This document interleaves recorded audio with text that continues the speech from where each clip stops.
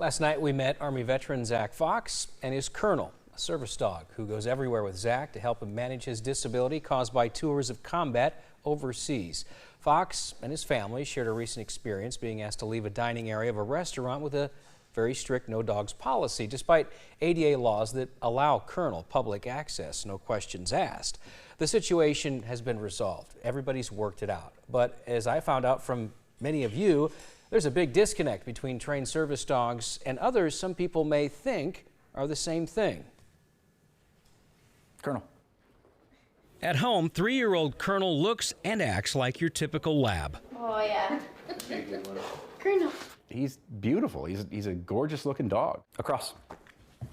But with one cue, you can quickly see this canine is different. If my heart rate gets too high and I'm, or he sees that I'm struggling, I mean, he's taught to interrupt certain things. He's taught to do deep pressure therapy if I'm, struggling. Specialized training Colonel received during the first 2 years of his life at the Puppy Jake Foundation until he satisfied requirements to be placed with Zach as his service dog.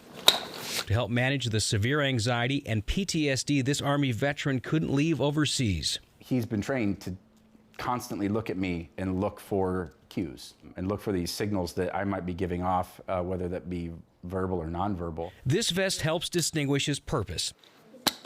And under laws protected by the Americans with Disabilities Act, Colonel can go anywhere Zach goes with his family. But there's a big difference between a service dog like Colonel and others who offer emotional support or therapy. Therapy dogs are not protected by ADA law.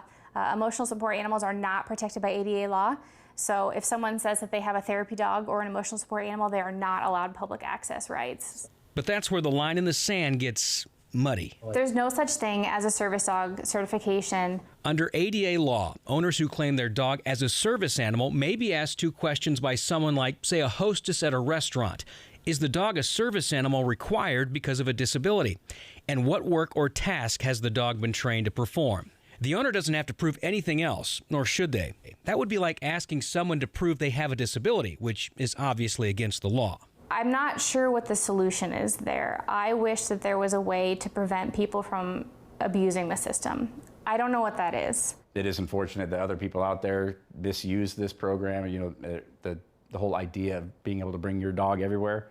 I'm sure it would be wonderful for you, but they're not trained in the same manner. With the honor system in place, the Fox family has few issues going out places, and if they do, offer education on why Colonel is by Zach's side.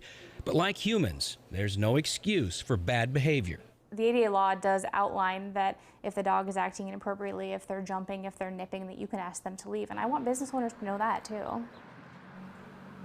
Well, as you could probably tell, Colonel has not been 86th from Peachtree Brewing, nor has he ever been. He's become more of a staple. So the Fox family hopes that society becomes more dog-friendly. They love dogs, but that they don't lose sight, of the importance of legitimate service dogs, and knowing the reasons why they're clearly different is very important.